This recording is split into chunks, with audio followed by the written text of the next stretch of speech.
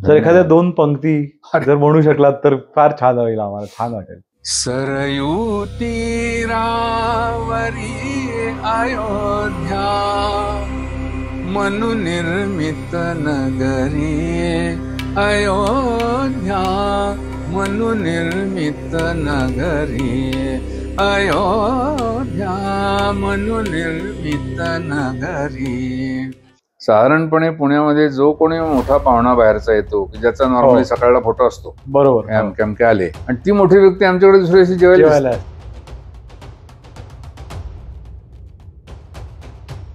तर हे जे राजकीय पुढारी उतरायचे, बाळासाहेब ठाकरे उतरायचे खूप वेळा, त्यांच्या खोलीत मीच जायचो नाही.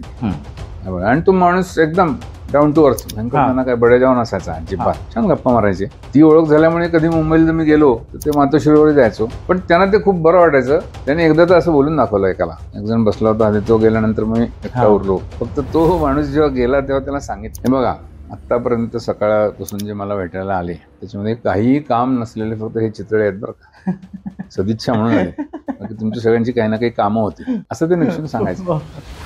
विशेषतः तुम्हाला जाहिरातीचं सांगतो, पेपरची जाहिरात प्रिंट मीडियाला पारंपरिक आम्ही किती वर्ष करायचो. बरोबर.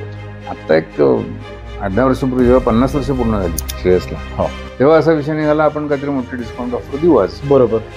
द्या पेपरला जाहिरात लगेच. आमच्या नवीन पिढी म्हणल्यावर काय गरज नाही, त्याच्यावर टाकायचं सोशल मीडियावर. अरे होईल का सगळं, मला काहीच माहिती नव्हतं. त्याचं वाचतात लोक, बघा म्हणे तुम्ही काही गरज नाही पेपरला द्यायची. आणि तुम्हाला आश्चर्य वाटेल, त्या दिवशी जी काय आम्ही डिस्काउंट ऑफर टाकली होती त्याचा परिणाम म्हणा किंवा आमची पॉप्युलरिटी म्हणा, अप टू रोड पर्यंत 9 लागली होती. अख्ख्या या जर्नी मधला तुमच्या लॉजिंग, रेस्टॉरंट, बँक्वेट सगळ्यात आवडता क्षण कुठला होता या सगळ्या दरम्यान? 2015 मध्ये आम्ही बारामतीला जाऊन नरेंद्र मोदींना जेवायला वाटलं, शरद पवारांच्या घरी. कारण आमचं व्यवसाय असा आहे की cutting across all political lines. बरोबर. ह्याच्याबद्दल कोणाचा वादच नाही. मराठी भोजन म्हटलं की पवार साहेबांचा फोन येणार आहे. तर एकदा काय झालं, डायनिंग हॉलमध्ये एकदम आरडाओरडा सुरू झाला. काय गेलो तिथे, एका कस्टमरच्या चपातीमध्ये ती स्टेपल पिन होती. तिची मॅनेजर त्याला समजावून सांगत, माफ करा, पापडाचे पाकिटं किंवा असतात पडली असेल, सॉरी, नशिबाने तुम्हाला काही झालं नाही. त्याला दिसली, लागली पण नव्हती तोंडात. पण तो काय शुद्धीवर नव्हता का काय माहिती, भयंकर खवळला होता. काय तो खुर्ची डोकर, काय तो खूप बाप काय, he was not in control. त्याची फॅमिली सुद्धा त्याला शांत करत होती. ते आजूबाजूला जे लोक गिरायक बसले त्यांना, ते आमच्या मॅनेजरला सांगायला लागले, हो त्याला हाणा तुम्ही, काय ऐकून घेताय.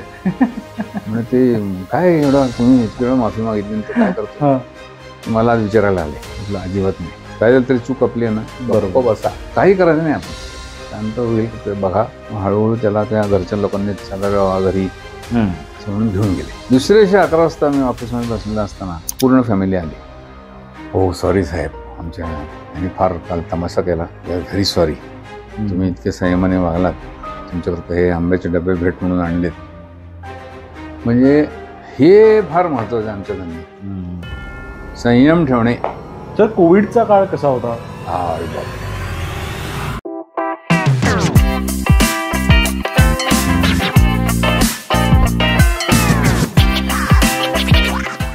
Hello sir. नमस्कार. नमस्कार. पहिलं तर वेलकम टू काय बोलताय. आज तुम्ही वेळ काढलात, कारण का आम्हाला श्रेयस बरोबर हा पॉडकास्ट करायचाच होता बरेच महिन्यांपासून. तर आज आल्याबद्दल धन्यवाद. आणि आज आपल्याबरोबर आहेत श्रेयसचे दत्ताजी चितळे. तर sir, welcome to the podcast. Sir, सगळ्यांना हीच उत्सुकता आहे की श्रेयसची सुरुवात कशी झाली 1966 मध्ये. जर आपण थोडंसं तिकडनं जर सुरुवात केली तर बरोबर. पार्श्वभूमी अशी आहे की तुम्ही असं म्हटलं तरी वावं होणार नाही की श्रेयसचा व्यवसाय सुरू करण्यामागे संघ कार्याकरता मला जास्तीत जास्त वेळ काढता आला पाहिजे अशी आमच्या वडिलांची तीव्र इच्छा होती. सगळ्यांना वाटते त्याचा काय संबंध आहे. पण बेसिकली माझे वडील बाळासाहेब चितळे हे सिव्हिल इंजिनियर. ओके. आणि त्यांच्या कॉलेज लाईफपासून ते संघाचे स्वयंसेवक आणि संघ कार्यात एकदम त्यांनी खूप रस घेतला. आणि त्यांनी प्रेरित होऊन त्यांना पूर्ण वेळ प्रचारात जायचं होतं. खरं म्हणजे इतकी ओढ. 1948च्या संघाच्या पहिल्या बंदीत त्यांची नोकरी गेली. ते होते इंजिनिअरिंग कॉलेजमध्ये प्राध्यापक होते. Okay. He was basically B civil आणि इंजिनिअरिंग कॉलेजमध्ये सर्वेइंग विषय शिकवायचे. तर 1948च्या गांधी खुनानंतरच्या बंदीमध्ये संघावर जी बंदी आली त्याच्यात सत्याग्रह केला, नोकरी गेली. आणि नंतर त्याने ठरवलं की आता आपला व्यवसाय करायचा, म्हणून त्याने कन्स्ट्रक्शनचा व्यवसाय सुरू केला. सुरुवातीला अनुभवाकरता 2-4 वर्ष नोकरी केली आणि स्वतंत्र कामं 1953 पासून त्याने सुरू केली पुण्यातच. मग तशी टेंडरिंग करून बाहेरगावी सुद्धा कामं होत होती. कोयना नगरला जेव्हा धरणाचा प्रोजेक्ट सुरू झाला तेव्हा त्यांच्या वसाहती, तिथे राहणाऱ्यांच्या वसाहतींचीच कामं आधी मोठी होती, ती झाली. नंतर सांगलीला एक भिलवडीला कृष्णेवरचा पूल बांधला, नगरला एक हॉस्पिटल बांधलं नगरपालिकेचं, श्रीरामपूरची नगरपालिका बांधली, भाटघरला आरलॅब्सचा रंगाचा कारखाना ते एक काम झालं, इथल्या पुणे इंजिनिअरिंग कॉलेजचं मेटलर्जी डिपार्टमेंट बांधलं, असे अनेक काम. बरोबर. नगर वाचन मंदिर. 10 वर्ष कॉन्ट्रॅक्टिंग केल्यानंतर त्यांना असं वाटलं की संघ कार्यकर्ता वेळ आपल्याला कमी मिळतोय, थोड्याशा वरीच कॉन्ट्रॅक्टिंग म्हणल्या. म्हणून त्यांनी असं ठरवलं की कॉन्ट्रॅक्टिंग वाइंडअप करावं आणि एक काहीतरी स्वतःची वास्तू बांधून इथे आपला स्टेबल व्यवसाय सुरू करावा की जेणेकरून आपण मोकळे होऊ. म्हणून त्यांचा सुरुवातीला हॉस्टेलचा प्लॅन होता. अच्छा. पण त्यांना कधी त्यांच्या सगळ्या त्या तोपर्यंतच्या आयुष्यात हॉटेलची आवड किंवा असा काही विषय नव्हताच. त्याप्रमाणे हॉस्टेलचा प्लॅन झाला, काम सुरू झालं. पण त्यांची एक असा स्वभाव होता की आपण जे काय करतोय ते 4 चौघांना विचारून आपण बरोबर करतोय. बरोबर. म्हणून त्यांनी हे पूनमचे निळभोवलीमय त्यावेळेला हॉटेल व्यवसायातले सर्वात पुढारलेले असे होते. महाराष्ट्र बँकेचे जोग साहेब, सगळ्यांचा परिचय होता. त्यांच्या कानावर हा विषय गेल्यानंतर ते म्हणले, हो इथे हॉस्टेलच्या ऐवजी तुम्ही हॉटेल काढा. म्हणजे मला काहीच माहीत नाही, आम्ही तुम्हाला सगळं मार्गदर्शन करतो. विशेषतः पूनमच्या निळभोवलीमयांनी सांगितलंय मोठ्या मनाने की माझं हॉटेल रोज फुल असतं, मी तुमच्याकडे पाठवतो, मी तुम्हाला सांगतो, काही एवढं तुम्ही काळजी करू नका. म्हणून त्यांनी तो प्लॅन थोडासा बदलून काम सुरू झालं होतं. बरोबर. हो. हॉस्टेलचं काम सुरू झालं होतं. आर्किटेक्ट UM आपटे म्हणून प्रसिद्ध त्यावेळेचे आर्किटेक्ट, फार सुंदर आर्किटेक्ट. म्हणजे त्यांनी बालगंधर्व थिएटरवर ही कामं, अरे वा, कॉर्पोरेशनची मोठी मोठी कामं, चांगली सुंदर एलिव्हेशन त्यांचा असायचा. थोडा प्लॅन अल्टर करून हॉटेलचा प्लॅन तयार झाला आणि सगळं कॉन्ट्रॅक्टिंग बंद करून त्याचं सामान विकून ओलवून काढून खिशातलं होतं नव्हतं ते सगळं त्याच्यात घालून हॉटेल उभं राहिलं.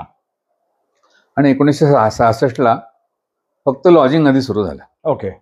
काही कारणाने आमचा ग्राउंड फ्लोअरचा कॉर्पोरेशनशी वाद होता कम्प्लिशन सर्टिफिकेट संबंधी, त्याचं काय ते मी खोलात शिरत नाही. त्याच्यामुळे वरचे 3 मजल्याचं लॉजिंग 15 जुलै 1966ला सुरू झालं. आणि पहिला एक संपूर्ण महिना गोखले इन्स्टिट्यूटने हॉटेल बुक केलं होतं. अच्छा. त्यामुळे पहिल्या दिवसापासून फुल गोखले इन्स्टिट्यूटचे दांडेकर साहेब होते, ते सगळे संघामधले मित्रच होते, त्यांनी ते हक्काने बुक केलं. आणि मग खऱ्या अर्थाने 15 जुलै ते 15 ऑगस्ट एक महिना झाल्यानंतर खरी बॅटिंग आमची सुरू झाली की आता आयत्या वेळचं वॉकिंग कस्टमर कोण येतोय काय नाही. त्याच्यात सुद्धा पहिले 2-3 दिवस 15 ऑगस्ट, नारळी पौर्णिमा, शनिवार रविवार असे जोडून सुट्ट्या आल्यामुळे यांनी जरी 15 ऑगस्टला सोडलं असलं तरी ते फुल होतं. कारण त्यावेळेला सध्या मला माहित नाही परिस्थिती, 15 ऑगस्टची पुण्यातली रेस भयंकर फेमस होती. बरं.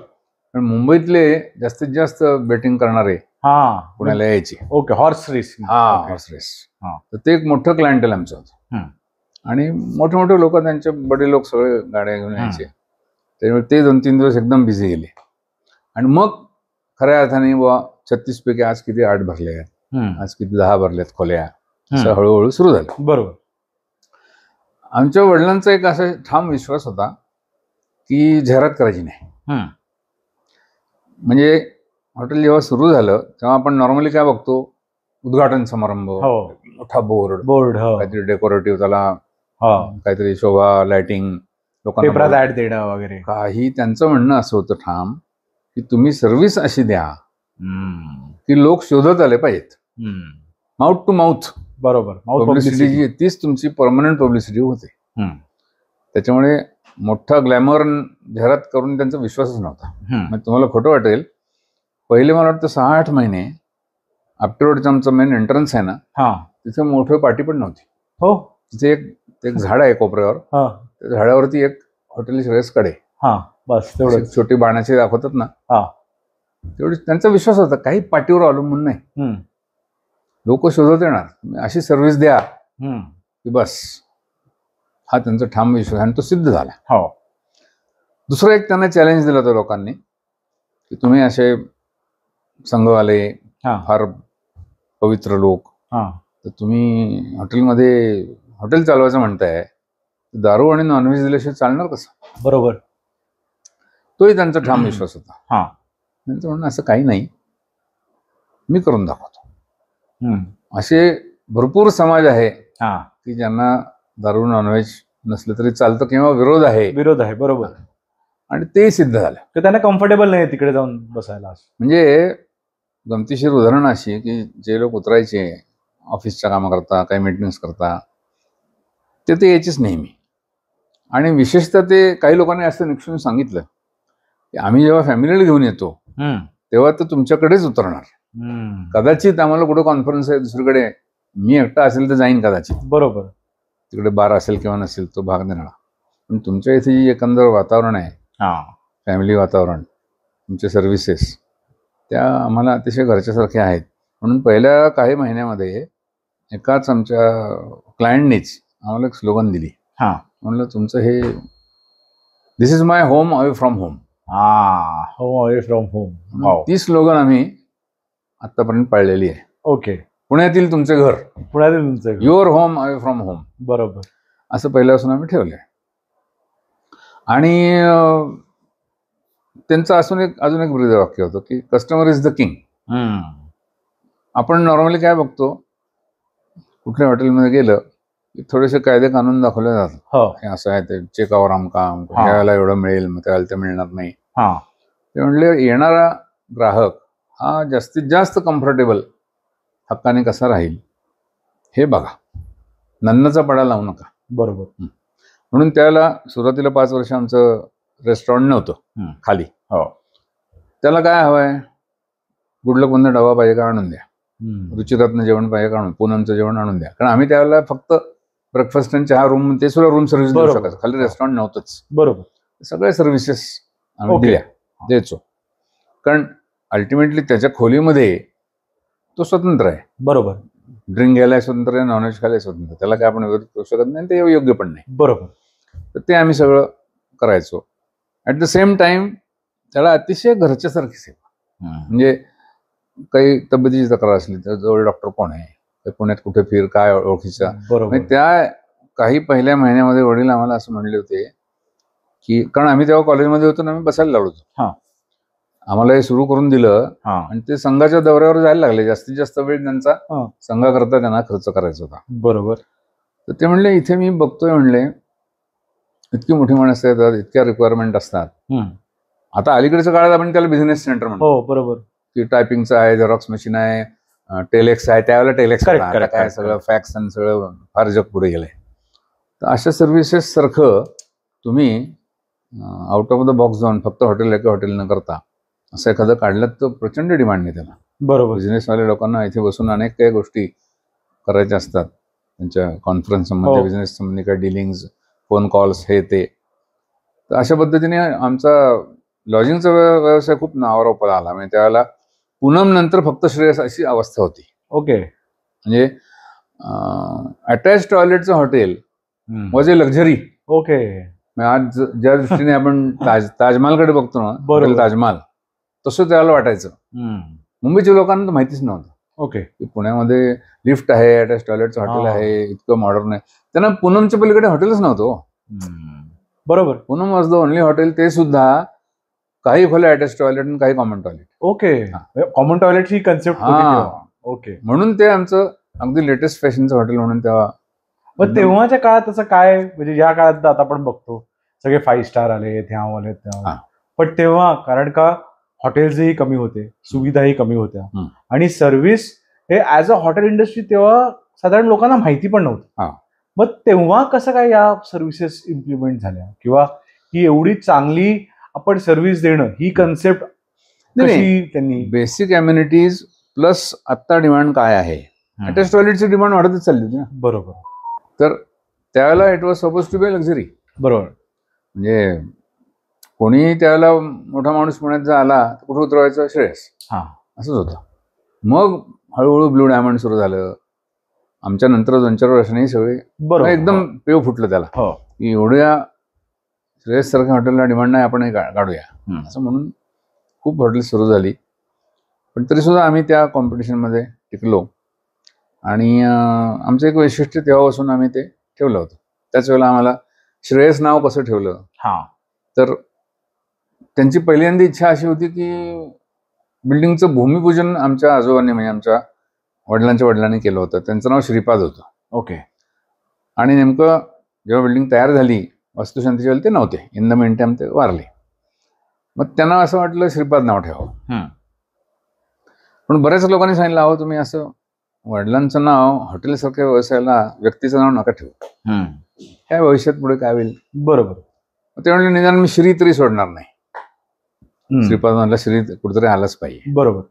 मग चौकशी करता, तज्ञ लोकांच्या हे करता करता श्रेयसवर ते आलं शेवटी. आणि नंतर आम्हाला त्यावेळेला मला वाटतं तो श्लोक माहिती नव्हता का, ज्यांनी सुचवलं त्यांना माहिती असेल. श्लोक असा आहे, श्रेयश्च प्रेयश्च मनुष्य मेतस्तौ संपरित्य विविनक्ती धीराः. म्हणजे both good and pleasant they approach a wise man. Wise man chooses the good, not pleasant. Okay. त्याचा अर्थ असा की every pleasant should need not be necessarily good. Good. मी तुमच्याकरता श्रेयस्कर काय आहे, श्रेयस शब्द त्याच्यावरून आलाय. आणि नंतर पुढे मला संदर्भ लागला, जेव्हा अटलजी उतरायचे आमच्याकडे, आमच्याकडे खूप लोक उतरायचे, तेव्हा त्यांनी जो रिमार्क लिहिला हाताने त्यांच्या हस्ताक्षरात, त्याच्यात त्यांनी सुरुवातीला म्हटलंय की बहुत सुविधाजनक मेरा स्टे रहा वगैरह वगैरह. अंतिम पंक्ति उन्होंने ऐसे लिखी है, श्रेयस अब प्रेयस का रूप ले चुका है. वाह. क्या बात आहे. कवी मनाचे होते ते. असं दोन अर्थी त्याने ते वाक्य टाकलं. तेव्हा आम्हाला काही कळलं नाही, पण नंतर जेव्हा श्लोक आहे आम्ही तो आमच्या तिथे लावून ठेवला आता श्रेयसवरती. Journey from good to pleasant असं म्हणायचं होतं. तर अशी ती लॉजिंगची सुरुवात झाली. करेक्ट. मग हळूहळू आम्ही दरवर्षी काही ना काही ऍडिशन करत गेलो. काय ऍडिशन म्हणजे सुरुवातीला पहिला दिवस सांगतो आधी तुम्हाला गमतीशीर. ह्या कॉन्फरन्समुळे गोखले इन्स्टिट्यूटच्या इतक्या घाईत सुरू झालं की पहिल्या दिवशी तिथे रिसेप्शन काउंटर पण नव्हता. इतकी घाई झाली. बरोबर. साधा एक फोल्डिंग टेबल, कामावरचा एक प्लायवूड, ते प्लायवूडवर हुक लावले आणि ते ह्याचे तुकडे छोटे असतात ना सॅम्पल फॉर्मॅकाचे, ते किल्ल्याने अडकवून हाताने नंबर टाकले होते. ओके. Room number. अशी सुरुवात झाली. बरोबर. मग हळूहळू रिसेप्शन काउंटर केला, मग रेस्टॉरंटची परमिशन आली. पण मग प्रत्येक खोलीत फोन नव्हता. वर्षभरात ते फोनचं सगळं त्यावेळेला पीएनटी डिपार्टमेंट सगळं ते बोर्ड घ्यायला लागायचे मोठे. एसी रूम फक्त 3च होत्या सुरुवातीला. Okay. Day by day AC रूमची संख्या वाढली. असं होता होता होता सगळं ऍडिशन. पण त्या काळात एसीची गरज होती पुण्याला होती. पण मी अगदी एप्रिल मे मध्ये अदरवाईज डिमांड नसायची. म्हणजे तुम्ही हसाल, त्या काळामध्ये रेट गमतीशीर सांगायला हरकत नाही. आवडेल. पहिल्या दिवशी सिंगल रूम वॉज 15 रुपये. ओके. डबल रूम वॉज 20 रुपये. आणि कॉस्टलेस्ट रूम वॉज 30. फ्रंटची रूम, बाल्कनी, पण एसी पण ती आम्हाला खपवावी लागायची. जाईल की नाही 30 रुपयाची रूम. हास्यास्पद होतं सगळं खरंच. त्या काळाने आता 50 इयर्स मध्ये एवढा. आणि त्यावेळेला काय होतं, मुंबईचं सर्वात जास्त क्लायंटेल होतं.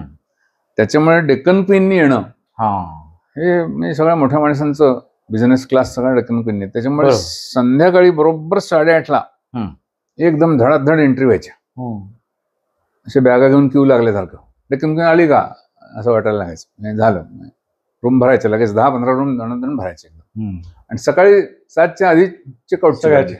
मग तेव्हा चेक इन चेकआउट कसं होतं? कारण आमचं 12 होतं पहिल्यापासून. 12 ते 12 नून. असा एक ट्रेंड होता तेव्हा डेक्कन क्वीनचा. शिवाय स्वतःच्या गाड्या घेऊन बरोबर लोक यायचेच. आणि त्यावेळी बसून सगळे मोठे मोठे लोक, पु ल देशपांडे काय किंवा मराठी नटनट्या, दादा कोंडके तर आमच्याकडे एक खोली कायमच ठरलेलीच होती. महिन्यातली वीज जी असतो तिथे असायचं. क्या बात आहे. अशा पुष्कळ म्हणजे त्याला काही गमती जमती जरा सांगाल? काय काय सांगतो. तर हे जे राजकीय पुढारी उतरायचे त्यांची आम्ही मुद्दाम, अर्थात सगळ्याच मोठ्या लोकांची चौकशी करायचो. काय बाबा ठीक चालल्यानं, काही सूचना आहेत का, काही अडचण आहे का, काही सर्व्हिसमध्ये काही कमतरता आहे का. तर त्यावेळेला आम्ही जायचो. बाळासाहेब ठाकरे उतरायचे खूप वेळ, त्यांच्या खोलीत मीच जायचो नेहमी. आणि तो माणूस एकदम डाऊन टू अर्थ, भयंकर त्यांना काय बडेजाव नसायचा अजिबात. छान गप्पा मारायचे. आणि ती ओळख झाल्यामुळे कधी मुंबईला मी गेलो तर ते मातोश्रीवर जायचो. ह्या अलीकडच्या गोष्टी 90-95च्या. पण त्यांना ते खूप बरं वाटायचं. त्याने एकदा तर असं बोलून दाखवलं एकाला. एक जण बसला होता आधी, तो गेल्यानंतर मी एकटा उरलो. फक्त तो माणूस जेव्हा गेला तेव्हा त्याला सांगितलं, हे बघा आत्तापर्यंत सकाळपासून जे मला भेटायला आले त्याच्यामध्ये काहीही काम नसलेले फक्त हे चितळे आहेत बरं का, सदिच्छा म्हणून आले, बाकी तुमच्या सगळ्यांची काही ना काही कामं होती, असं ते निश्चित सांगायचं. तर असे आम्ही वैयक्तिक संबंध चांगले ठेवले होते.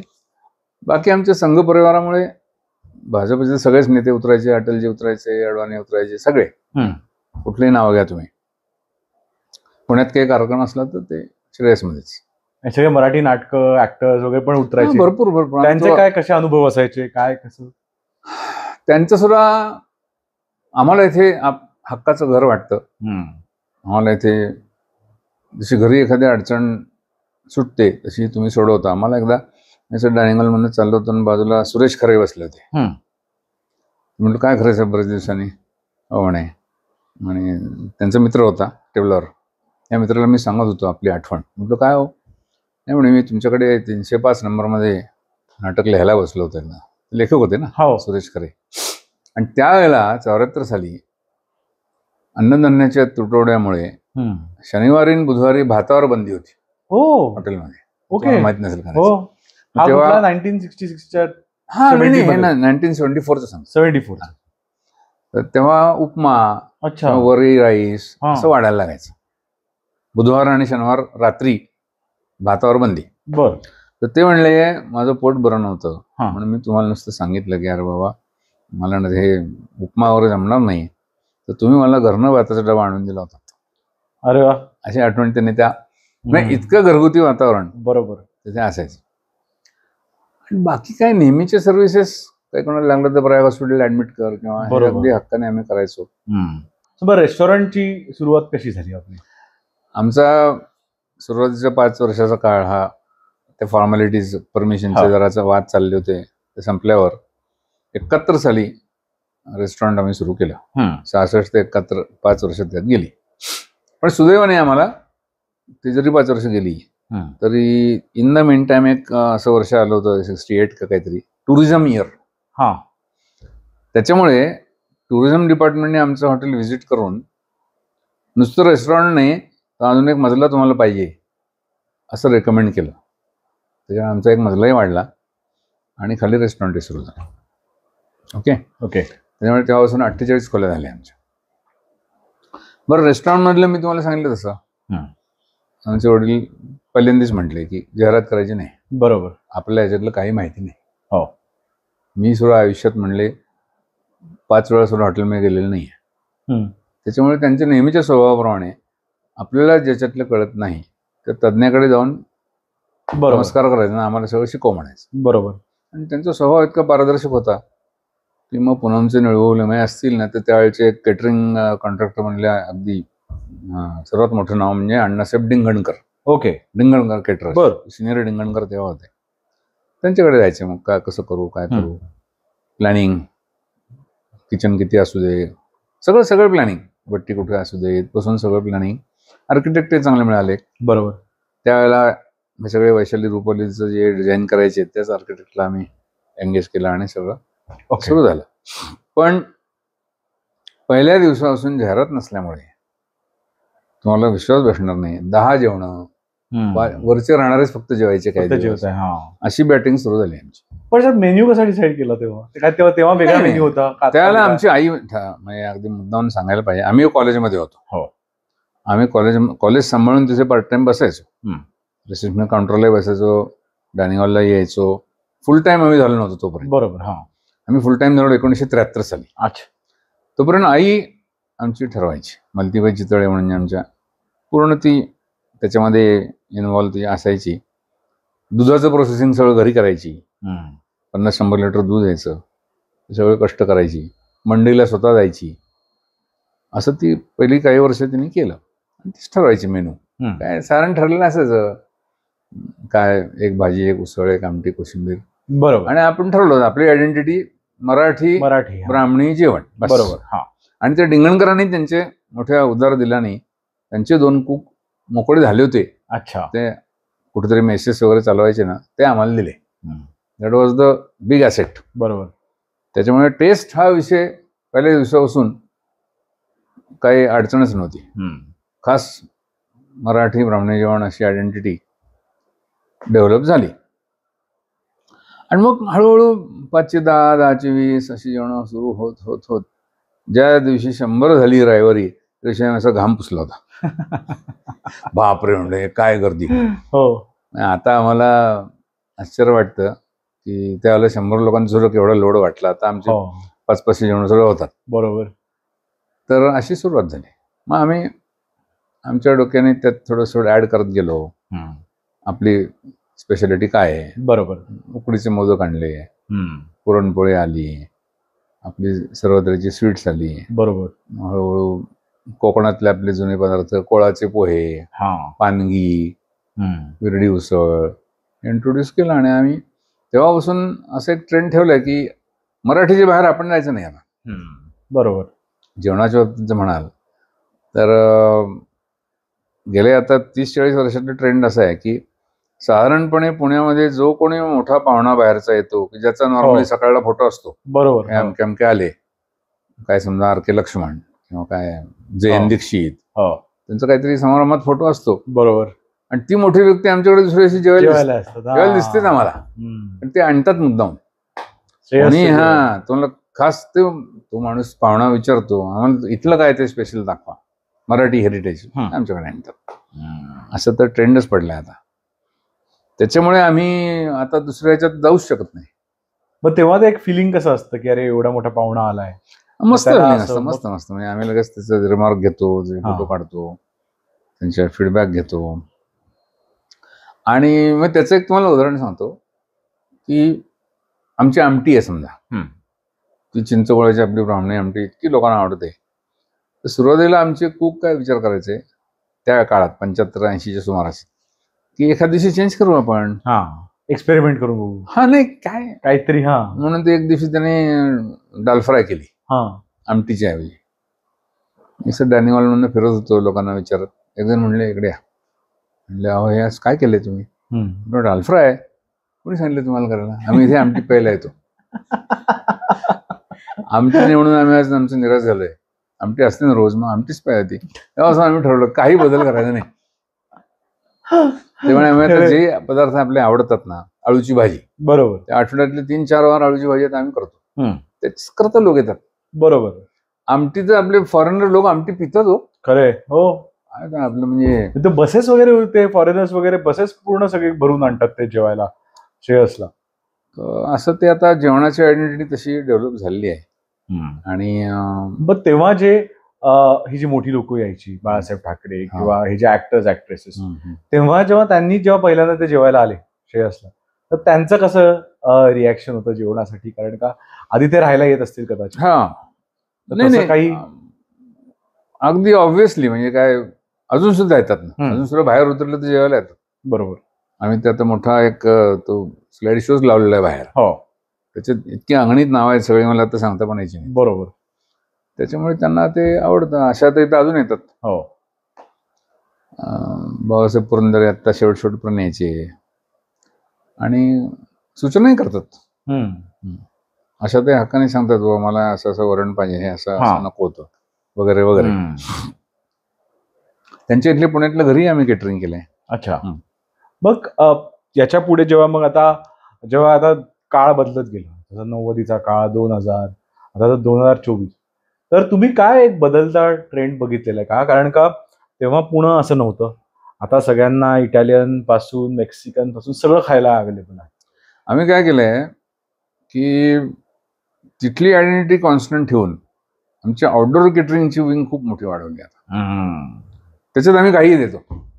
अच्छा.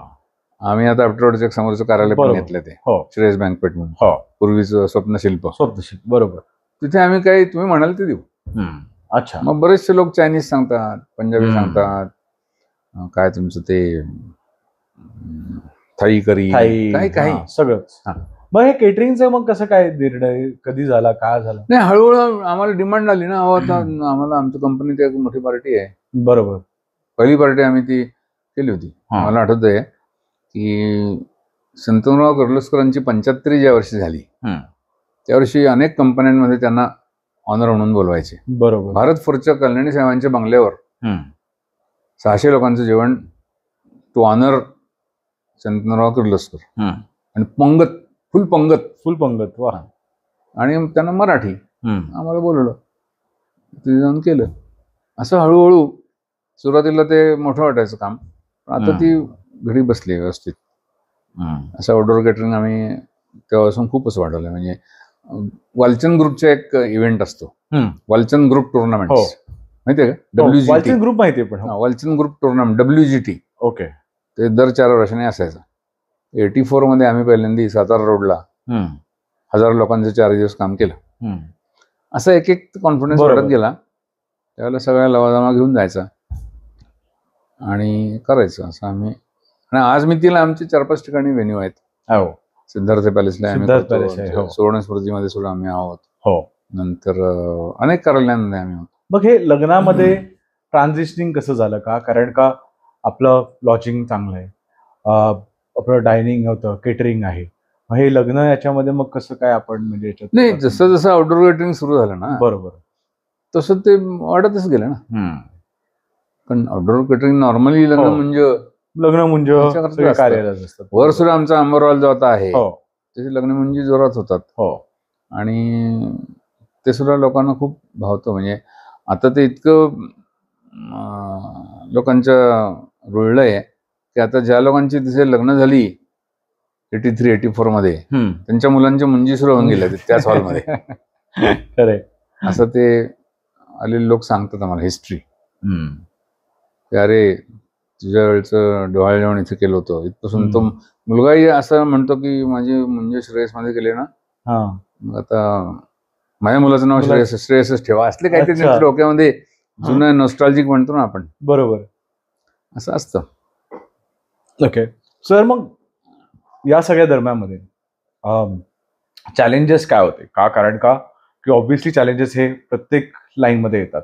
कारण का विचारतोय मी, कारण का एवढ्या वर्षांपासून आपण चालवलेला बिझनेस, आजकाल आपण पुण्यामध्ये बघतो की नवीन एका वर्षात बिझनेस बंद होऊन जातो. फूड रिलेटेड असो, लॉजिंग रिलेटेड असो, किंवा केटरिंग रिलेटेड असो, की एकतर लोकांचा पेशन्स खूप कमी झालेला आहे, की त्यांना म्हणजे असं क्विक मनी पाहिजे, आणि मग ते ठरवतात की अरे चालतंय नाही चालतंय, हे नाही चालत ते. मग काय तुम्ही एक तर सजेशन द्याल, आणि तुम्ही काय चॅलेंजेस फेस केले हे जर आम्हाला सांगू शकलात? एक 8-10 वर्षापूर्वीपर्यंत मध्ये असा काळ गेला की ऑक्युपन्सी हळूहळू कमी होत होती.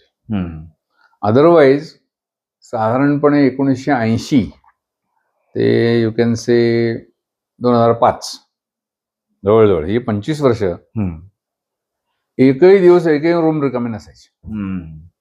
असा ट्रेंड होता. म्हणजे त्यावेळेला असं उलट वाटायला लागलं होतं की लोक आता म्हणतील नाही तिकडे जागा मिळत नाही, ट्रायच करू नको, इतकं फुल असायचं.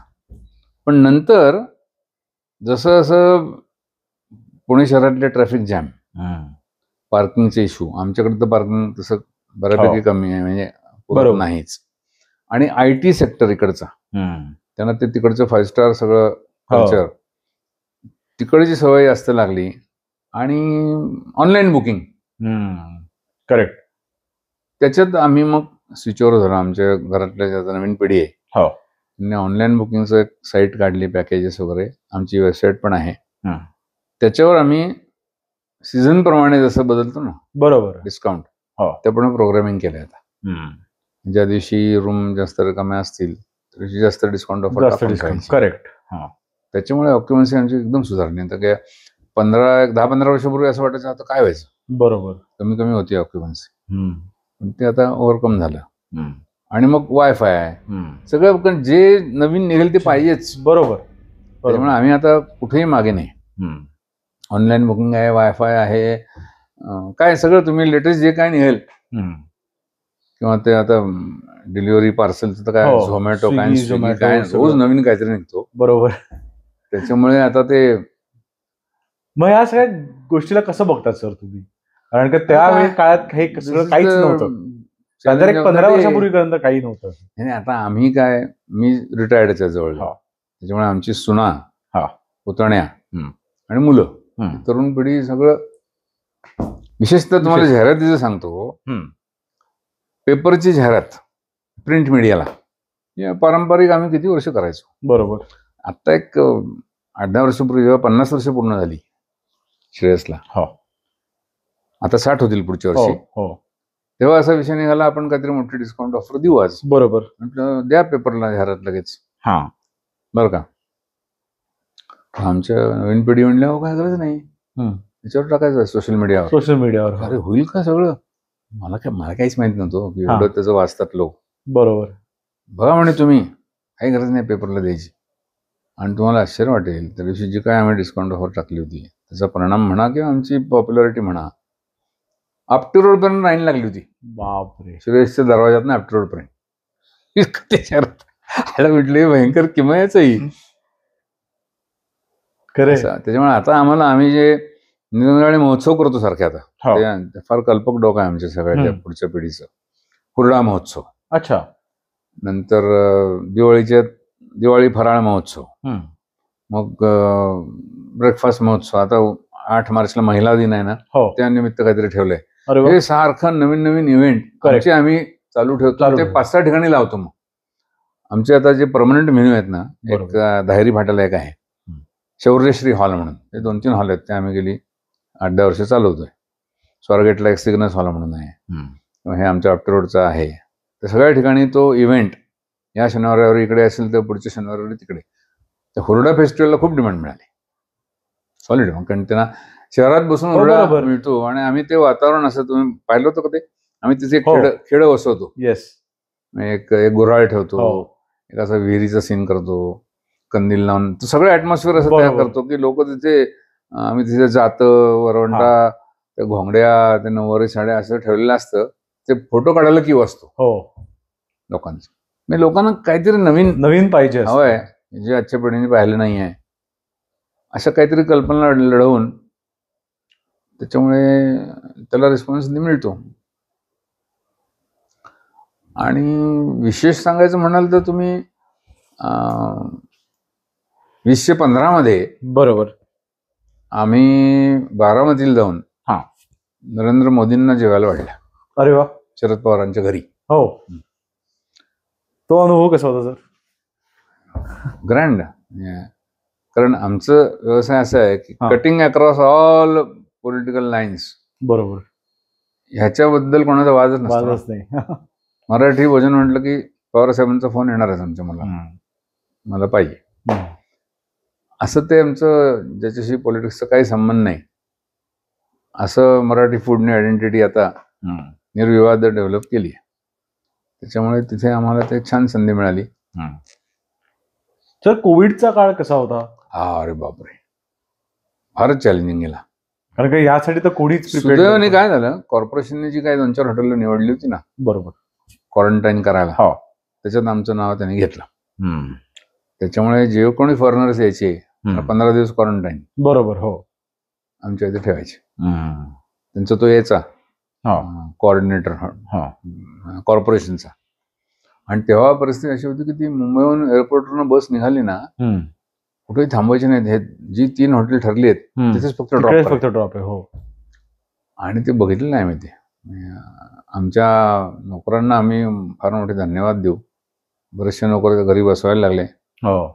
4-4, 6-6 महिने जे होते त्यांनी कमी पगारावर कामं केली. फार आम्हाला कॉपरेशन दिलं. बरोबर. आणि धंदा रेस्टॉरंट तर बंदच. हो. लॉजिंग हे यांच्या भरोश्यावर चाललेलं, क्वारंटाईनच्या ह्याच्यावर. आणि फार तो गमतीशीर अनुभव होता. म्हणजे गॅलरीतनं ती कोण असेल ना, फॉरेन समजा एक मुलगी आली, गॅलरीत यायची, हा खालचा काउंटर पुण्यातला नातेवाईक खालनं बोलायचा, हो, भेटायचं नाही, काय ते पार्सल द्यायचं ते खोलीच्या बाहेर नेऊन ठेवायचं. बरोबर. असलं प्रकार होता सगळा. काढले बाबा दिवस ते. माय गॉड. दोनदा झालं ना ते. हो, दोनदा झालं. बरोबर. 20ला आणि 21ला झालं ते. पण मग तेव्हाचं पुणे आणि आत्ताच्या पुण्यामध्ये तुम्हाला काय फरक वाटतो? धंद्याच्या याच्यात, कॉम्पिटिशनच्या याच्यात, ओव्हरऑल लोकांच्या थिंकिंग मध्ये, त्यांच्या त्या गरजी. केव्हाच म्हणजे खूप जुनं, 1966 पासून ते 2000 पर्यंतच आपण एक म्हणू शकतो, आणि 2000 नंतरचा एक काळ असेल. आता कसं आहे माहितीये का, आता आमच्या पिढीला तर त्या नवीन पदार्थांची नावं पण येत नाहीत. त्याच्यामुळे पूर्ण ह्या पुढच्या पिढीचा ट्रेंड ही सगळी जी हॉटेल्स आहेत जिथे सगळा मल्टिपल टाईपचा मेनू मिळतो, तुमचा याच्यापासून थाईपासून ते इटालियन पर्यंत सगळी रेंज, आणि ते जे माहोल आहे त्या हॉटेल्सचा इतका मॉडर्न आहे की ते आमच्या पिढीला ते काय काय याच्यात विशेष आहे असं वाटतं, पण त्यांना ते भाव आहे. त्याच्यामुळे आमच्याकडे जो क्लायंटेल आहे ना, तो गर्दी जरूर होते, पण ते अशा प्रसंगांना होते. 75 आहे ना, चला आम्ही लगेच देऊया थाळ्या वेळ्या. बरोबर. दिवाळी सण आहे ना, मग ते जेवण आमच्याकडेच होणार. दिवाळी सणचं जेवण कोणी तिकडे अशा मॉडर्न हॉटेलमध्ये असे कोण पंगत लावणार आहे? हो, बरोबर. हो, तर हा फरक आहे. तर जे आता जुन्या काळापासून जे हॉटेल्स आहेत किंवा रेस्टॉरंट्स आहेत, तर तुम्हाला काय वाटतं, त्यांनी काळाप्रमाणे बदलावं का त्यांनी तसंच राहावं? पाहिजे ना, लॉजिंगच्या फॅसिलिटी तर तुम्हाला काळाप्रमाणे द्याव्याच लागतात. बरोबर. तर तुम्ही असं म्हणून चालणार नाही, आता काय गरज आहे तुला फोनची, आता काय गरज आहे वायफायची, पण येणारच नाही तुमच्या. हो, बरोबर. जे तुम्हाला आजच्या काळात आवश्यक आहे ते द्यायलाच पाहिजे ना. आणि रिनोव्हेशन हल्ली जाणवलं आम्हाला एक, की किती तुमचं सुंदर असो, पण ती टाईल जर आउटडेटेड असेल, अगदी उत्तम आहे, पॉलिश सगळं झकास आहे, आल्यानंतर तुम्हाला 5 वर्षापूर्वीची फॅशन दिसली तर नाकच मुरडणार. जुनं वाटते, म्हणजे त्यात वाईट काय नाही, पण आत्ताच्या काळाशी मॅचिंग नाही. त्यामुळे आमच्याकडे रूम रिनोव्हेशनची हे सर्क्युलरली चालू आहे सारखं ते. बरोबर. म्हणजे पहिल्या मजल्यावरची 4 रूम रिनोव्हेट केल्या तर पुन्हा त्यांची पाळीपर्यंत 5 वर्षांनी त्या जुन्या वाटायला लागतात. ह्याला हे नाईलाज म्हणून करावंच लागतं. बरोबर. चालूच आहे सारख्या 2-4 रूमचं रिनोव्हेशन कॉन्स्टंट ते सर्क्युलेट होते. काही एक हॉटेल होतं, त्यांनी मुद्दाम 1980 अशीच थीम ठेवलेली. अच्छा. का? कारण का 2025 मध्ये जर तुम्हाला जाऊन एखाद्या काळात जायचं असेल तर त्यांनी तशी एक आयडिया केली, आणि त्यासाठी लोक तिकडे जातात. अच्छा. की तो असा एक शांततेचा काळ, म्हणजे जसं फोन नव्हते, त्याला हेरिटेज. पण ते पण हेरिटेज म्हणजे अगदीच थोडस, पण ते पुणे शहरात किंवा मुंबई शहरात कुठेतरी कन्सेप्ट होती, मध्य प्रदेशमध्ये वगैरे कोणीतरी नाही असं कन्सेप्ट हॉटेल. विशाळगडला बघा, विशाळगड रिसॉर्ट असं काहीतरी नाव आहे त्याचं, जाधवगड विशाळगडच्या पावनखिंड रिसॉर्ट. हा, बरोबर. त्यांनी ते सोलर लाईट, अगदी डिम लाईट, तांब्याच्या बंबातलं गरम पाणी, ते आवडतं लोकांना. 2 दिवस आपलं चेंज म्हणून राहतात. बिझनेस लाईक ज्याला शहरात यायचंय त्याला हे असंच पाहिजे. बरोबर. तर मग पुण्याच्या बाहेर काही एक्सपॅन्ड करायचा आपला प्लॅन आहे येणाऱ्या वर्षांमध्ये किंवा पुढच्या नवीन पिढी, कारण का आता आलेली आहे? आता तरी काही नाही, आता नवीन पिढी ठरवेल काय. आणि मग सर, हे जनरेशन टू जनरेशन, मग जे आता आपली पिढी आहे काम करते, मग त्यांचं वर्किंग कसं आहे? त्यांना पूर्ण फ्रीडम असतं, काय असतं, कसं असतं? आता आम्ही दिलंय फ्रीडम. आम्ही फक्त थोडस जाऊन सुपरविजन करतो, काय सुचवून बघतो, काय असेल तर ऍक्सेप्ट केली तर केली, नाही. तर तुमचं आवडतं एखादं रेस्टॉरंट कुठलं आहे पुण्यातलं, श्रेयस व्यतिरिक्त तुम्हाला काय कुठलं आवडतं? अगदी आफ्टर रोडलाच असेल असं किंवा जवळपास? आम्हाला काय आमच्या कॉलेज टाइम पासून रुपाली आहे, त्या टाइपचे आम्हाला आवडतातच. त्या काळात मला वाटतं आशा डायनिंग पण एक होतं. ते कसं ते मेस आहे, sort of monthly mess type आहे. बरोबर. बरोबर. कारण दर्शन टाईप मला आवडतं, स्वतःला दर्शन आवडतं. येस, एकदम मल्टिपल मेनू आहे आणि त्यांनी फार करामतीने चालवलंय हो. त्याला मानलं पाहिजे, म्हणजे त्याचं मॅनेजमेंट स्किल फार भारी, फार चांगलं आहे. सर, श्रेयसच्या रेस्टॉरंटचं एखादी एक डिश ज्याचं तुम्ही सांगू शकाल की ही एक आमची सिग्नेचर किंवा प्राईम डिश आहे, ती कुठली असेल तुमची आवड? म्हटलं तर ती अगदी कॉमन आहे, अळूची भाजी. अळूची भाजी प्रचंड लोक उड्या मारतात त्याच्यावर. किंवा मोदक आहेत किंवा आमटी आहे. मी सांगितलं तसं जर्मनीला आम्ही मध्ये फूड फेस्टिवल केला. ते तर काय लोक, म्हणजे मी म्हटलं तसं आम्हाला वाटायचं अरे हा इतका आमटी पितो, होईल याला काहीतरी. आमटीच पी सुटले असे. काही फॉरेनर लोकांना आपलं भयंकर आवडतं. मग फॉरेन मध्ये एखादा श्रेयसची ब्रांच वगैरे? आम्ही म्हणतो आमच्याकडे जे अमेरिकेतले सेटल झाले येतात ना, त्यांना आम्ही सांगतो आम्ही तिथे नक्की येऊ, फ्रँचायझी देऊ, तिथलं चालवणारं बघा. आणि तिकडे खरंच गरज आहे ना. मग तिथला अजून असं नाही मिळालं कोणी. तिथला ओनर तिथला पाहिजे. बरोबर. तिथले कायदे आम्ही येऊन 6 महिने नाव देऊ, फ्रँचायझी देऊ, सगळं आमच्याप्रमाणे चालू, माणसं शोधून, पण प्रॉपर्टी ओनर आणि हॉटेलचा ओनर तिथला पाहिजे असं आम्ही म्हणतो. अजून तरी काही योग आला नाही. आता जे हे बघतायत पॉडकास्ट आपला आणि जे कधी आले नाहीत श्रेयसला, तर त्यांच्यासाठी तुम्ही काय सांगाल? श्रेयस कसं त्यांना सांगाल? काय नाही, खास महाराष्ट्रीयन जेवणाचं ठिकाण एक, आणि दुसरं रूम मध्ये तुम्हाला सगळ्या सर्व्हिसेस मिळतील आणि अतिशय घरच्याप्रमाणे तुम्हाला विचारपूस होईल, काळजी घेतली जाईल. कुठल्या अडचणी तुम्हाला वाटलं तर तुम्ही घरी आहात असंच तुम्हाला वाटेल, असं वातावरण आम्ही मेंटेन केलंय. आणि सुदैवाने आता मॅनेजर्स सुद्धा आमचे चांगले तयार झालेत. आमच्या पुढच्या पिढीमध्ये तशी मॅनपॉवर कमी आहे. कमी म्हणजे काय, माझा मुलगा आहे, सून आहे, माझ्या पुतण्या आहेत, अजून माझा लहान भाऊ माझ्यापेक्षा जास्त वेळ बघतो, अजून मी अगदीच कमी बघतो आता. अशी एकंदर रचना आहे. सर, अख्ख्या या जर्नी मधल्या तुमच्या लॉजिंग, रेस्टॉरंट, सगळ्या बँक्वेट्स, सगळ्यात आवडता क्षण कुठला होता या सगळ्या दरम्यान बिझनेस लाईफ मधला? हाच की, मोदींना सर्व करणे. अरे वा, क्या बात आहे. त्याच्या इतका दुर्मिळ क्षणच नव्हता. क्या बात आहे. सर, एक प्रश्न आहे आमच्या सगळ्या ऑडियन्स कडनं आलेला की रविवारी जर श्रेयसला लगेच आपल्याला जर टेबल मिळवायचा असेल, त्यासाठी आम्हाला काय करावं लागेल? लगेच लाईन मध्ये न थांबता मला फोन करा. आता बघा, भरपूर फोन येतील ना डायरेक्ट, त्यामुळे ट्राय करू. तर जे नवीन उद्योजक येत आहेत या धंद्यामध्ये, जे आता ज्यांना असे रेस्टॉरंट किंवा लॉजिंग, बँक्वेट्स किंवा वेडिंग याच्यामध्ये पदार्पण करायचंय, तर काय ऍडवाइस द्याल तुम्ही त्यांना ऍज अ बिझनेसमॅन? केटरिंगच्या बाबतीत म्हणते? केटरिंग किंवा रेस्टॉरंट चालवण्यामध्ये किंवा लॉजिंगचा बिझनेस काढण्यामध्ये. केटरिंग मध्ये मी सांगू शकेन की तुम्ही जितकं मॅक्सिमम त्यांच्या क्लायंटच्या गरजा योग्य दरात पुरवू शकाल. नन्नाचं बाळा लावा. थोडक्यात काय, नाही म्हणायचं नाही, मार्ग काढून द्यायचा. हे त्यातलं मेन सूत्र जर असेल तर मग की जे नॉर्मली मराठी माणसाला जमत नाही, बरोबर, पण ते आपल्या पचनी पाडावं लागतं. आम्ही करतो, मॅक्सिमम वेळेला करतो. एकदा तुम्हाला गंमत सांगतो. एक अशी, मी कॅश कंट्रोलवर बसलो तो सहज एक जण महिला आली, मी निगडीहून आली म्हणली, म्हणाला मला मोदकच खावेसे वाटतात. तेव्हा नेमके मोदक संपले होते. तर तिने इनडायरेक्टली सांगितलं की मला मोदकाचे डोळेच लागलेत समजा. मग थांबायची तयारी आहे का?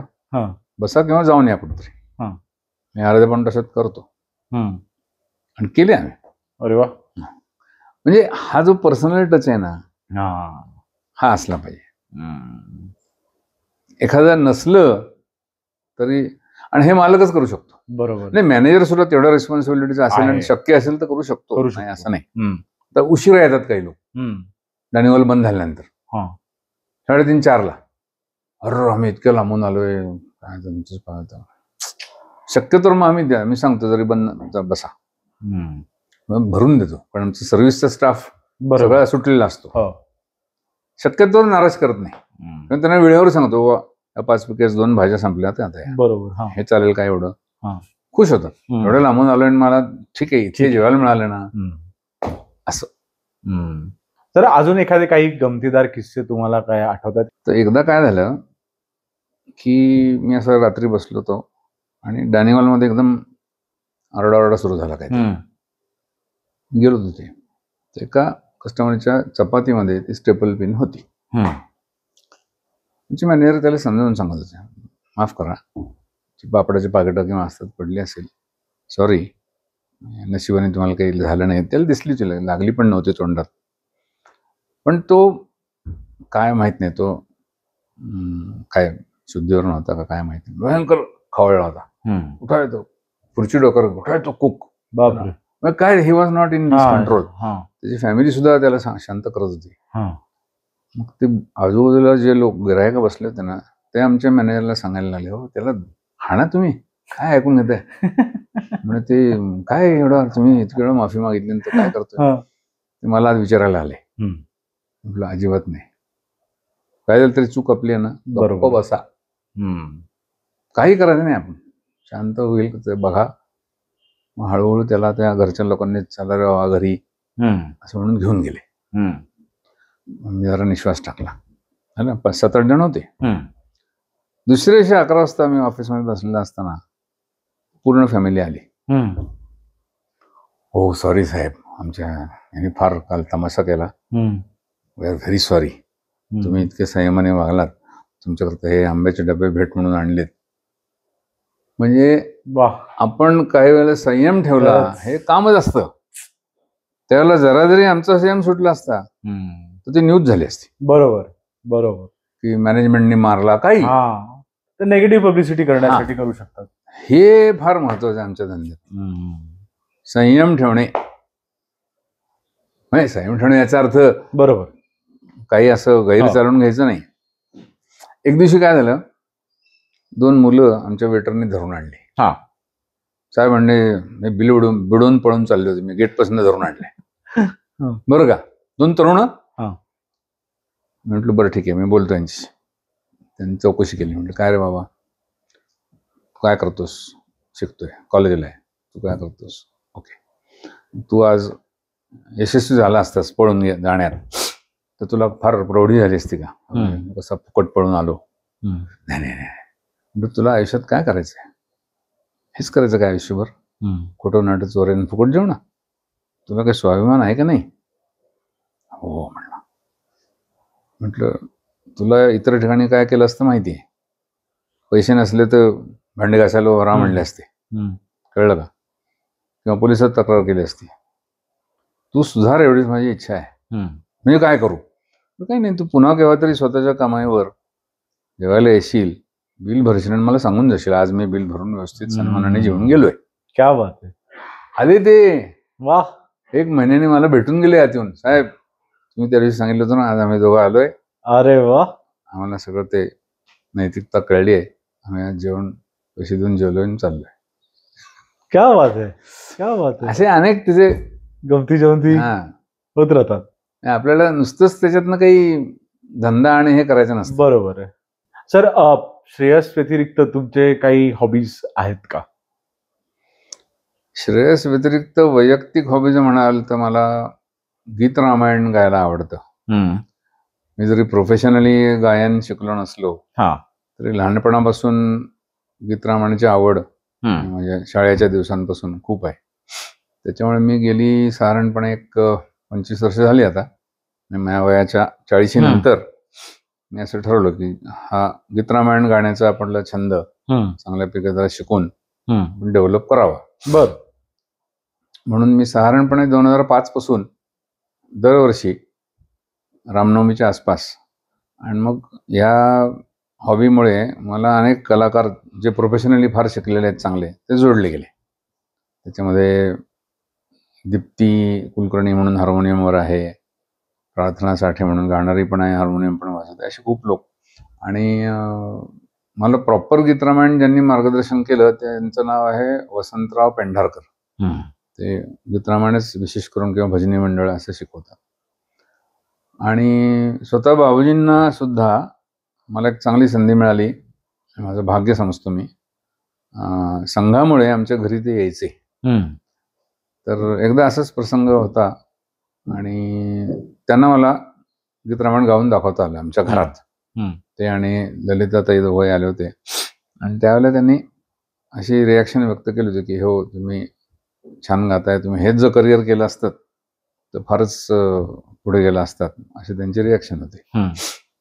तर आम्ही आता गेली 25 वर्ष दरवर्षी रामनवमीच्या आसपास एक आणि अन्य वेळेला सुद्धा कोणी जर निमंत्रण केलं तर आम्ही जातो. विशेषतः लॉकडाऊनमध्ये अशी वेळ आली की आमचे सगळे कलाकार म्हणले, अरे कुठे कार्यक्रम नाहीत, काय नाहीत, काय करायचं. माझ्या डोक्यात एक कल्पना आली. तेव्हा नुकतं पेपरला गदिमा स्मारक लवकर होत नाही अशी बातमी चालली होती. महापालिका जागा देत नाही वगैरे वगैरे. एकदम मला स्ट्राईक झालं की आपण 17 डिसेंबर का काहीतरी गदिमांची पुण्यतिथी असते त्या दिवशी, कारण गदिमांचा मुलगा माझा मित्र आहे, अच्छा, त्यांच्या घरी जाऊन गाऊ आपण. लॉकडाऊनमुळे जाहीर कार्यक्रम शक्य नाही आणि ते जमलं. गदिमांच्या घरी जाऊन ते ज्या खुर्चीत बसून त्याने गीतरामायण लिहिलं त्या खुर्चीत त्यांची प्रतिमा ठेवली आणि त्यांच्या त्या छोट्या हॉलमध्ये एक 20-25 निमंत्रण आणि गदिमांचा मुलगा आनंद माडगुळकर आणि जवळची मित्रमंडळी.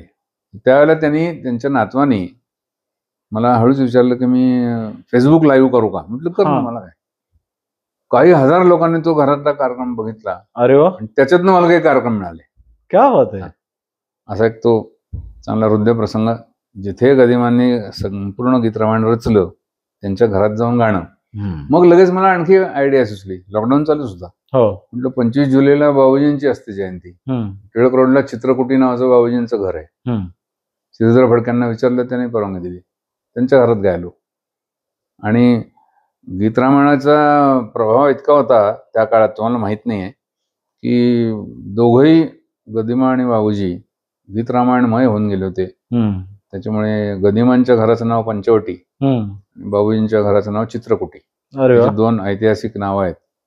तुमच्या पिढीला मला वाटतं गीतरामायण जरा आमच्या ज्या व्ह्यूअर्स ज्यांना माहिती आहे ते सांगतो. 1955 साली पुणे आकाशवाणी केंद्र नुकतं सुरू झालं होतं. सीताकांत लाड म्हणून त्याचे एक प्रमुख व्यवस्थापक होते. त्यांना असं वाटलं की पुणे आकाशवाणी केंद्र जर खूप पॉप्युलर व्हायला असेल तर असं काहीतरी बरोबर नवीन कार्यक्रम की जो लोकांच्या अगदी भावना छेडेल, म्हणून त्यांना रामायण सुचलं. मग ते म्हणले आपण गदिमांना विनंती करू. गदिमा म्हणजे गदी माडगुळकर, प्रसिद्ध कवी त्यावेळेचे.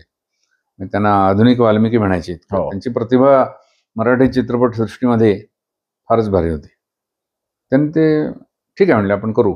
वर्षभर दर आठवड्याला एक गीत, अशी वर्षभर 52 आठवड्याची 52 गीतं. आणि त्या वर्षी नेमका अधिक मास आल्यामुळे आणखी 4 आठवडे वाढले, 56 गीतं झाली. आणि प्रत्येक आठवड्याला त्याने एक गीत लिहायचं. सुधीर फडके उर्फ बाबूजी यांनी चाल द्यायची आणि ते दर गुरुवारी का शुक्रवारी आकाशवाणीवर लावायचं. आणि ते इतकं पॉप्युलर झालं की 2-3 गीतं झाल्यानंतर पुढच्या गुरुवारा बसून सगळे लोक रेडिओपाशी येऊन रेडिओला हार घालून बसायचे. जसं ते रामानंद सागरचं रामायण झालं ना, बरोबर, तितकं ते पॉप्युलर झालं. आणि मग पुढे काय झालं, ते वर्ष संपलं. त्या 56 गीतांमध्ये बाबूजींनी अनेक गीतं विशेषतः रामाची स्वतः गायली आहेत. सीतेची बहुतेक करून माणिक वर्मांना दिली आहेत. काही वसंतराव देशपांडे, काही राम फाटक, काही बबनराव नावडीकर, काही गजानन वाटवे अशी. आणि लता मंगेशकरचं एकच गीत गीतरामायणामध्ये आहे, ते 55 गीते. ती सगळी 55 होईपर्यंत ती उपलब्ध झाली नव्हती म्हणा. बरोबर. पण मज सांग लक्ष्मणा जाऊ कुठे हे शेवटचं जे अगदी करुण गीत आहे ते लता मंगेशकरनी गायलंय. आणि शेवटचं 56 पुन्हा भरगीतलं गीत बाबूजींनी गायलंय. अशी थोडक्यात गीतरामायणाची ख्याती आहे. पण त्याच्यानंतर बाबूजींनी स्वतः एकटेच 56 गाणी गायची. रोज 14 चोक 56 असा कार्यक्रम व्हायचा. आणि मग त्यांनी जे काय प्रत्येक गीत जीव ओतून गायलं त्यांनीच चाल लावल्यामुळे फॅन्टॅस्टिक त्याला प्रतिसाद होता. लोक रंगून जायची आणि ते मग हळूहळू देशभर कार्यक्रम झाले. अनेक भाषात त्याची भाषांतर झाली. म्हणजे 25 वर्षानंतर म्हणजे काहीतरी 1980 साली त्याचा रौप्य महोत्सव झाला इंग्लिश टिळक रोडच्या ग्राउंडवर. तेव्हा ते अनेक भाषातली गीतं पण सादर झाली.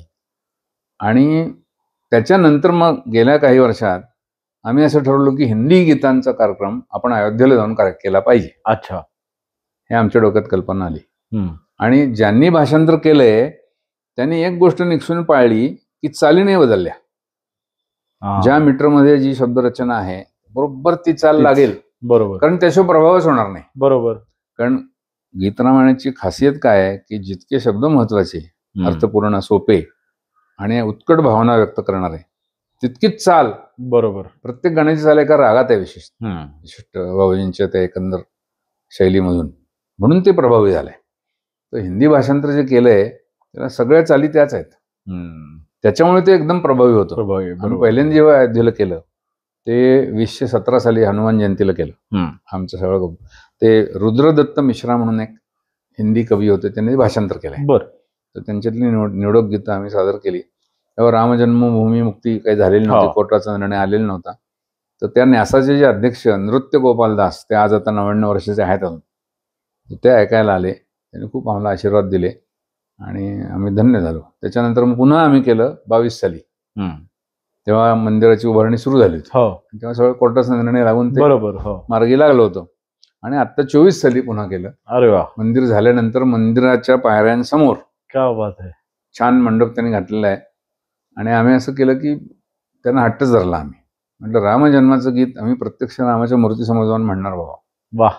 त्यांनी दिली परवानगी. तेवढं आम्ही गाऊन आलो आणि मग इकडे मंडपात बसलो.